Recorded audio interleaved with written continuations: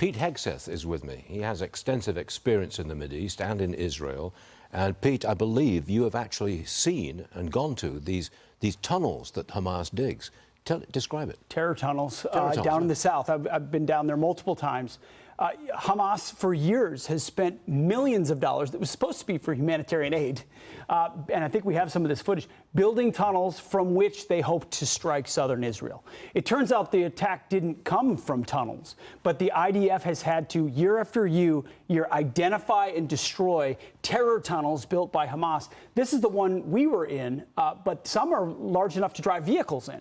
I mean, the whole goal was always to psychologically terrorize the Israeli people with the belief that in the middle of the night, Hamas fighters could pop out of the ground from Gaza and terrorize these communities, which is precisely what happened from a different way. I think part of it is that they focused so much on tunnels that what happened above the fence and elsewhere was more low-tech, when they have a lot of high-tech trying to identify these tunnels. But when you get a sense that there are 300 miles of these types of tunnels inside Gaza, it gives you a small glimpse of how challenging, utterly incomprehensible urban warfare will be in Gaza. Well, the IDF, the Israeli Defense Force, has to go into Gaza, and it's got to get rid of those tunnels.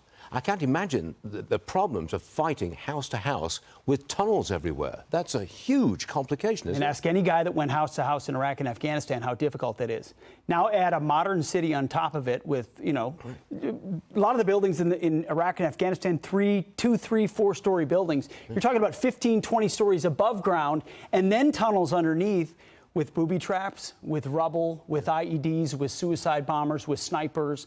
Immensely challenging, which is why it doesn't surprise me that the Israeli army has told the population, get out. Right. Because the only way you can approach that is by saying anyone on the streets, anyone who shows their face, has to be considered an enemy combatant for the Israeli military. Didn't the Marines successfully take Fallujah in Iraq? Successfully fought house to house. That was a house-to-house battle, wasn't it? They did. There and were I think also they lost 100 Marines. Oh yeah, it was one of the deadliest and bloodiest battles of the Iraq War. There were also no civilians there at that point. Effectively, it was all mujahideen. It was all jihadists. Yeah. Half of them hopped up on drugs, with lots of training, hell-bent on paradise, which means martyrdom and death. You're going to have a hardcore group of Hamas fighters willing to do that. The question is, how long do they hold out, and what kind of intel does the IDF have about the tunnels? Because if you clear a building, Stuart, you're clearing it. Sure.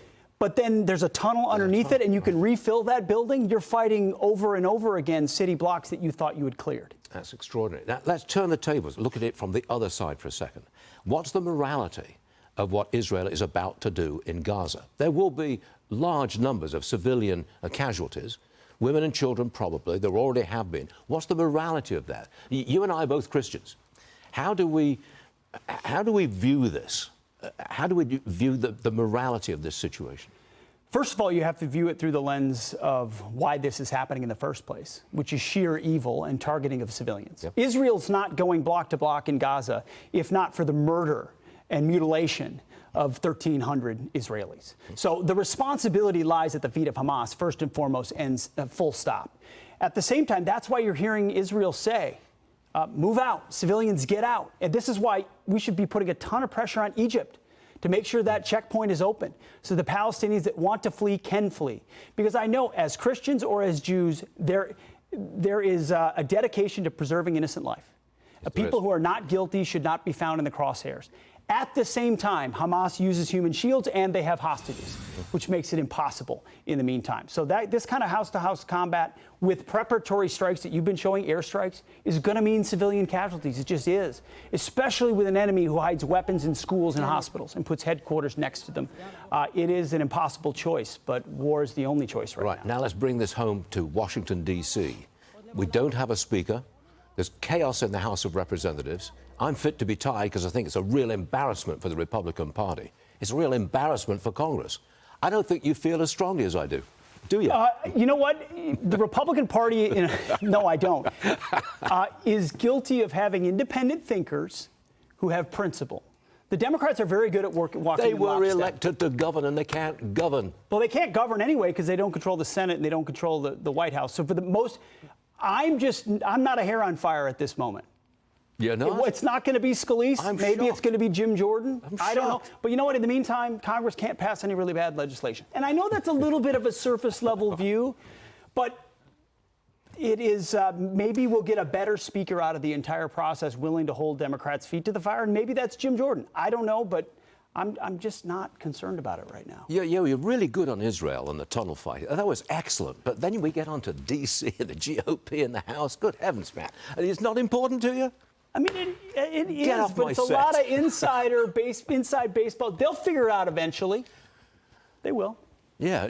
What about next year in the elections? You don't think people will remember? What are they going to do in the meantime lunacy? to secure the border? They can't do anything in the House to secure the border right now. Yeah, they can't change the Biden administration's foreign policy or Bidenomics. There's very little in the near term. I would love to see them pass a resolution on Israel, right? But at this point, the real leverage is with the White House. The Democrats are going to have to come in to help them choose a speaker. Oh, that would be terrible. And they will demand an enormous price from them. That would be terrible. That would be a true collapse from Republicans. Now you're talking. I agree with you on that. You can stay. Pete, you're all right. Thank you very much indeed. Good stuff.